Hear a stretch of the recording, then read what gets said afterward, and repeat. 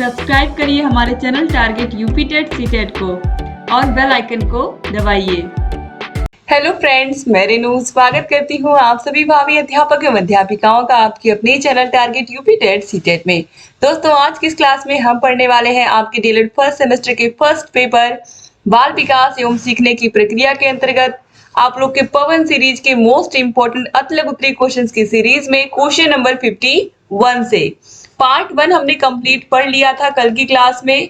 अब यहाँ पर हम आज पढ़ने वाले हैं पार्ट 2। इसके बाद एक और पार्ट आएगा, यानी कि 3 पार्ट में आपके अति लघु उत्तरीय प्रश्न समाप्त हो जाएंगे। तो क्वेश्चन नंबर 51 है, वंशानुक्रम का क्या अर्थ है? तो वंशानुक्रम माता पिता से संतान को प्राप्त होने वाले गुणों का नाम है। जैसे कि किसी बच्चे के पिताजी तीरंदाज हैं, ठीक है, उनको तीर चलाना, धनुष चलाना बहुत अच्छे से आता है, तो हो सकता है बच्चे में भी वो इंटरेस्ट हो। जैसे कि आप देखते हो बहुत सारे खिलाड़ी हैं जो क्रिकेट खेलते हैं, उनके बच्चे भी क्रिकेटर निकलते हैं। बहुत सारे डॉक्टर हैं जिनके बच्चे भी डॉक्टर्स ही होते हैं। बहुत सारे इंजीनियर हैं जिनके बच्चे भी आप देखोगे कई पीढ़ियों से वो इंजीनियरिंग ही करते हुए आ रहे हैं, ठीक है। तो इस तरीके से माता पिता से जो बच्चों को गुण प्राप्त होते हैं वही क्या होते हैं? वंशानुक्रम होते हैं। क्वेश्चन नंबर 52 है, वंशानुक्रम के सिद्धांत और नियम बताइए। तो बीज कोष के निरंतरता का सिद्धांत, समानता का नियम, विभिन्नता का नियम और प्रत्यागमन का नियम, ये सब मैंने क्लास में पढ़ाया है। अगर आपने क्लासेस नहीं देखी हैं बाल विकास की तो आपको डिस्क्रिप्शन बॉक्स और कमेंट बॉक्स में लिंक मिल जाएगी, आप जा करके देख सकते हैं। अब क्वेश्चन नंबर 53 है, वातावरण का क्या अर्थ है? तो वातावरण वह हर वस्तु है जो किसी अन्य वस्तु को घेरे हुए है और उस पर सीधा अपना प्रभाव डाल रही है। तो हमारे आसपास का जो इन्वायरमेंट है, हमारा घर, हमारा स्कूल, हमारे खेलने की जगह, या फिर जहां हम खेलने जाते हैं, या स्कूल, या फिर पार्क, जहां पर भी हम जा रहे हैं, हर जगह वातावरण ही है जो हमें चारों तरफ से घेरे हुआ है और जिसका प्रभाव हमारे ऊपर पड़ रहा है। इसके बाद क्वेश्चन नंबर 54 पे आते हैं, वातावरण को परिभाषित कीजिए। तो रॉस के अनुसार वातावरण वह बाहरी शक्ति है जो हमें प्रभावित करती है। इसके बाद क्वेश्चन नंबर 55 है, बालक के विकास को प्रभावित करने वाले वातावरणीय कारकों का नाम लिखिए। यानी कि बच्चे के विकास को प्रभावित करने वाले कौन कौन से वातावरणीय कारक है? तो आपको पता ही है, बच्चा जो जन्म से जो उसके माता पिता के गुण होते हैं वो तो उसके अंदर होते हैं, लेकिन जो बच्चा बाहरी दुनिया से सीखता है उसका असर उसके ऊपर ज्यादा होता है। तो बालकों के लालन पालन एवं या संरक्षण की दशाएं, सामाजिक वातावरण एवं उसका प्रभाव, विद्यालय की आंतरिक स्थितियों का प्रभाव, संचार माध्यमों का प्रभाव, तो ये सब बालक के विकास को प्रभावित करने वाले कारकों के अंतर्गत आते हैं, ठीक है। यानी कि बच्चे का जो विद्यालय होता है उसकी स्थितियों का बच्चे के ऊपर प्रभाव पड़ता है। संचार माध्यम में, जैसे आज के समय में आप देखिए बच्चों के पास मोबाइल है, बच्चे लैपटॉप से देख रहे हैं, बच्चों को स्कूल में प्रोजेक्टर के माध्यम से पढ़ाया जा रहा है। तो बहुत सारी चीजें जो है पहले और अब में बहुत अंतर आ गया है, ठीक है। तो इससे क्या होता है, बच्चों के अंदर जागरूकता जल्दी आती है। इसके बाद देखिए लालन पालन का तो बच्चों के ऊपर प्रभाव पड़ता है, किस तरीके से बच्चे को संरक्षण मिला है, किस प्रकार का उसका वातावरण बनाया गया है, उसके माता पिता, उसके बड़े किस तरीके का व्यवहार उसके साथ करते हैं, ठीक है। इन सभी का बच्चे के ऊपर प्रभाव पड़ता है। क्वेश्चन नंबर 56 है, बच्चों में कल्पना शक्ति का विकास कैसे कर सकते हैं? तो सबसे अच्छा तरीका है बच्चे की भाषा का विकास करके, यानी कि जितना हो सके बच्चे का जो शब्दकोश है उसको हमें बढ़ाने की कोशिश करनी चाहिए। इसीलिए हम बच्चों को पर्यायवाची शब्दों को पढ़ाते हैं, जैसे कि पानी को जल, नीर भी कह सकते हैं। इस तरीके से बच्चों की भाषा ज्ञान का विकास करके हम उनकी कल्पना शक्ति का भी विकास करते हैं। इसके अलावा बच्चों को कहानियां सुनाकर, सबसे ज्यादा प्रभाव कहानियों का ही पड़ता है बच्चों के ऊपर दोस्तों।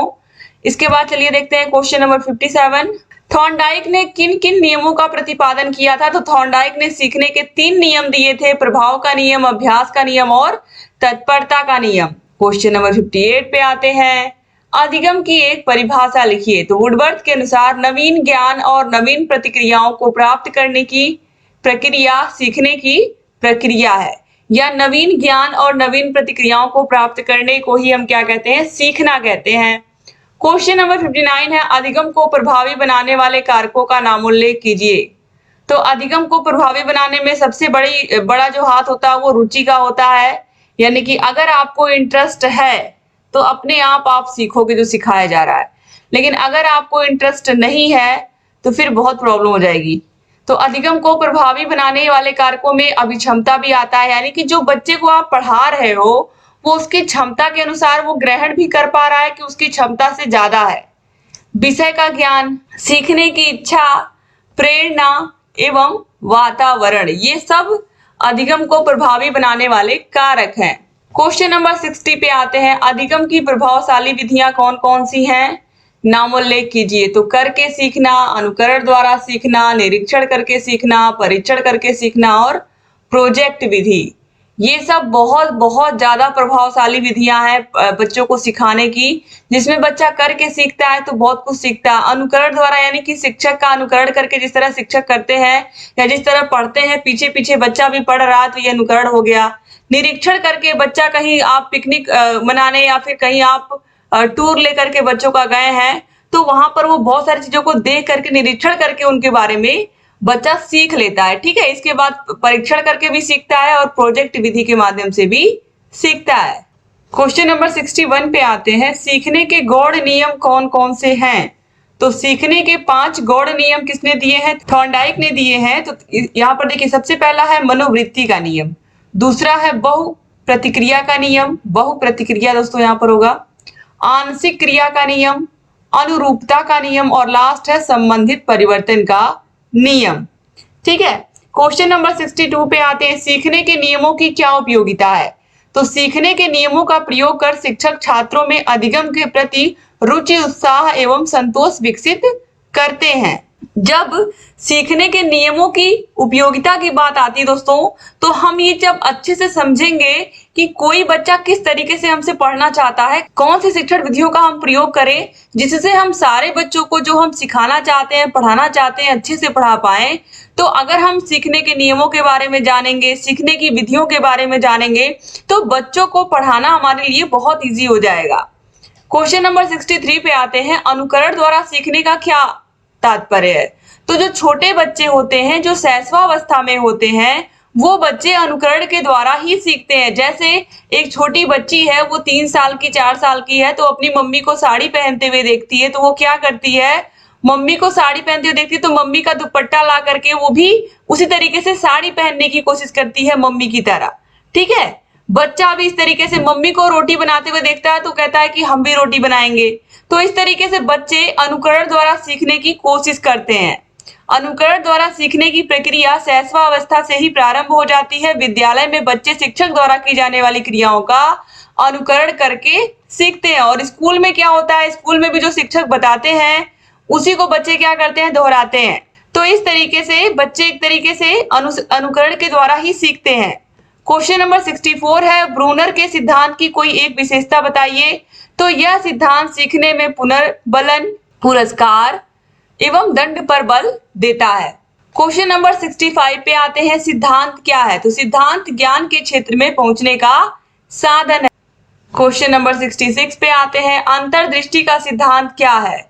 व्यक्ति कुछ कार्यों को करके सीखता है और कुछ कार्यों को दूसरों को करते देखकर सीखता है, परंतु कुछ कार्य हम बिना बताए अपने आप ही सीख लेते हैं और इसे ही अंतर्दृष्टि का सिद्धांत कहते हैं।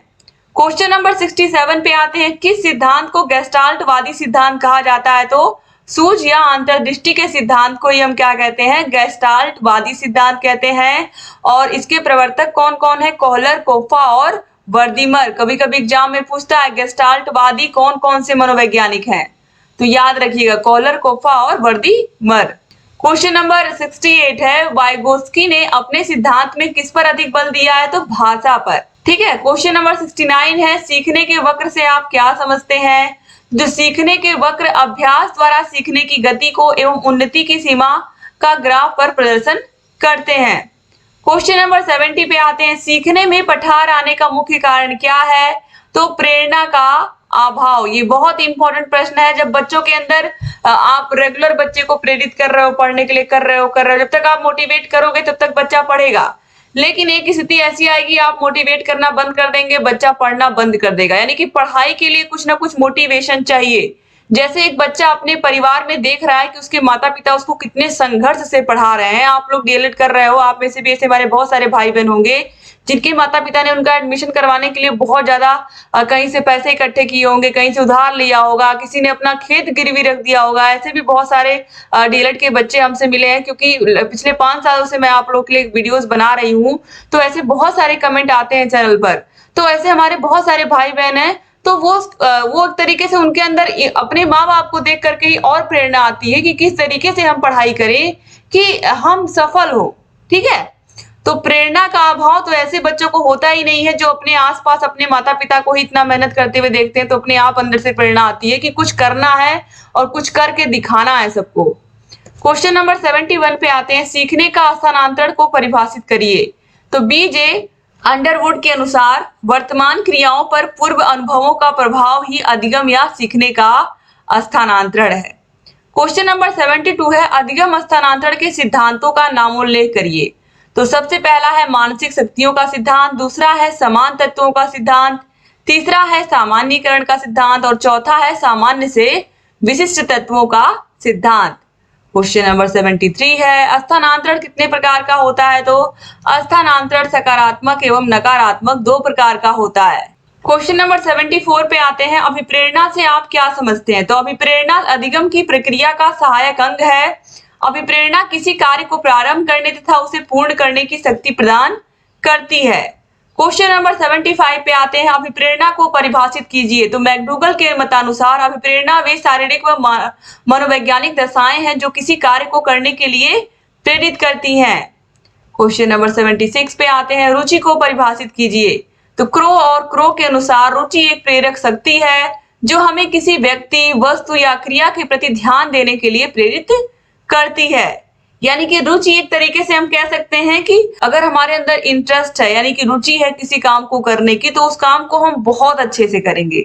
जैसे कोई डॉक्टर है, वो उसको मरीजों को देखना, उनसे बातें करना, उनको ठीक करने में ही खुशी मिल रही है, तो उस काम को अच्छे से करेगा। इंजीनियर है, उसको रोड बनाने में मजा आ रहा है, तो रोड अच्छे से बनाएगा। ठीक है, टीचर को पढ़ाने में अच्छा लग रहा है, तो वो पढ़ाएगा और पढ़ाएगा।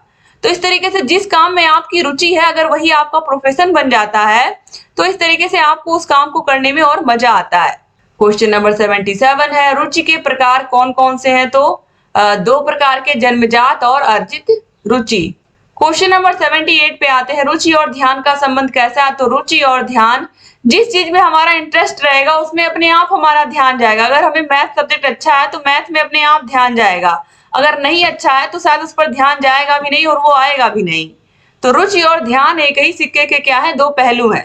क्वेश्चन नंबर 79 है, रुचि का क्या अर्थ है? तो विशिष्ट या लक्ष्य केंद्रित कार्यों को पूर्ण मनोयोग से करना ही क्या है, रुचि है। इसके बाद क्वेश्चन नंबर 80 है, स्मृति से आप क्या समझते हैं? स्मृति यानी कि हमारी मेमोरी। तो स्मृति वह मानसिक प्रक्रिया है जिसमें अतीत के सीखे हुए ज्ञान, अनुभव या कौशल का पुनः स्मरण किया जाता है। जैसे आप जिस दोस्त के साथ बचपन में खेलते थे या स्कूल जाते थे, उस दोस्त को आप भूल नहीं गए, वो आपकी मेमोरी में, आपकी स्मृति में अभी भी है।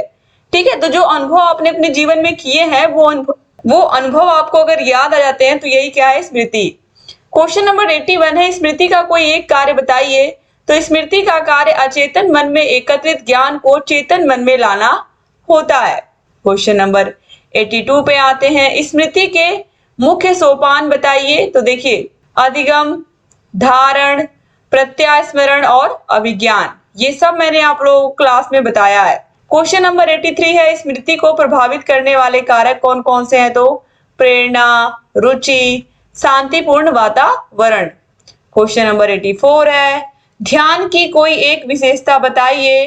तो ध्यान व्यक्ति का सर्वांगीण विकास करता है। किसी भी काम को अच्छे से, मन से, ध्यान से हम करते हैं तो उसका जो रिजल्ट आता है वो भी बहुत ही अच्छा होता है। क्वेश्चन नंबर 85 है, सृजनात्मकता से आप क्या समझते हैं? तो सृजनात्मकता मौलिक परिणामों को अभिव्यक्त करने की एक मानसिक प्रक्रिया है। क्वेश्चन नंबर 86 है, परिपक्वता पर टिप्पणी लिखिए।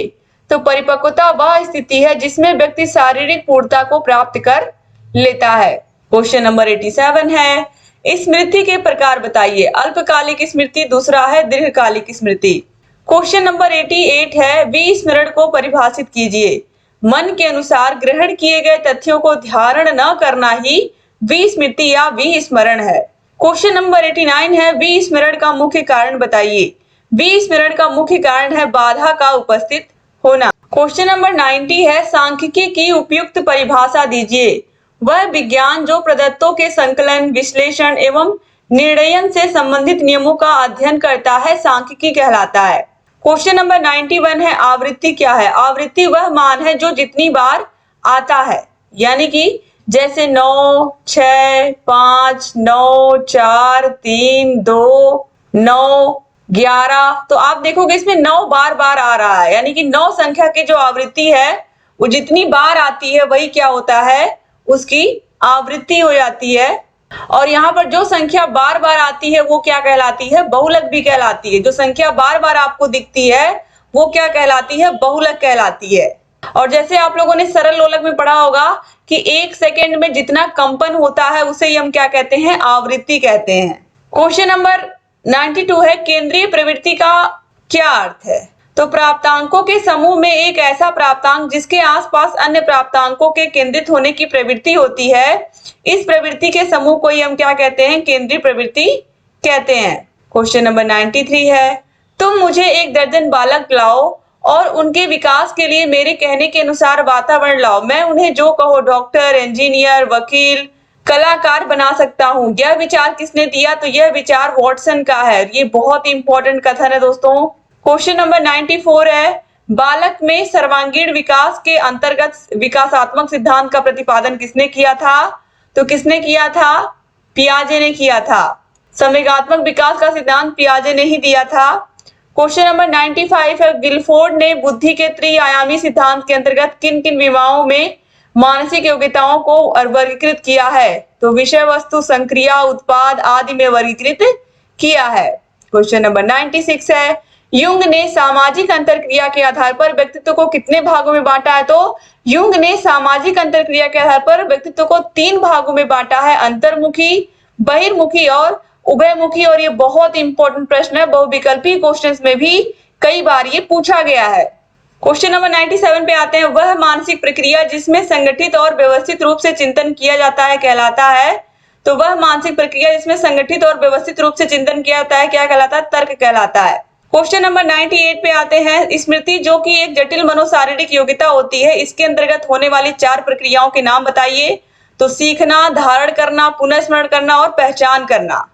क्वेश्चन नंबर 99 है, बालक की वह मनोस्थिति जिसके द्वारा वह विभिन्न परिस्थितियों में व्यक्तिगत तथा सामाजिक समायोजन करने में समर्थ होता है कहलाता है। तो ये क्या कहलाता है? व्यक्ति का मानसिक स्वास्थ्य कहलाता है। तो बालक की वह मनोस्थिति जिसके द्वारा वह विभिन्न परिस्थितियों में व्यक्तिगत तथा सामाजिक समायोजन करने में समर्थ होता है, वह उसका मानसिक स्वास्थ्य कहलाता है। क्वेश्चन नंबर 100 है, जब बालक किसी तथ्य कार्य को दूसरे बालक के तथ्य कार्य को देखकर उसी तरीके से सीखता है तो यह सीखने की कौन सी विधि होती है? तो ये अनुकरण विधि होती है। जैसे कि शिक्षक क्लास में सिखाते हैं और बच्चे सीखते हैं, बच्चा शिक्षक को देख के सीख रहा है या किसी और को देख के सीख रहा है, इसे हम अनुकरण विधि ही कहेंगे।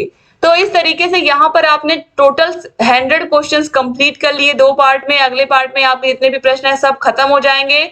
अति लघु उत्तरी राजन सीरीज को पहले ही मैं पढ़ा चुकी हूँ। राजन सीरीज के सारे क्वेश्चंस को आप देख सकते हैं। डिस्क्रिप्शन बॉक्स, कमेंट बॉक्स में आपको लिंक मिल जाएगी।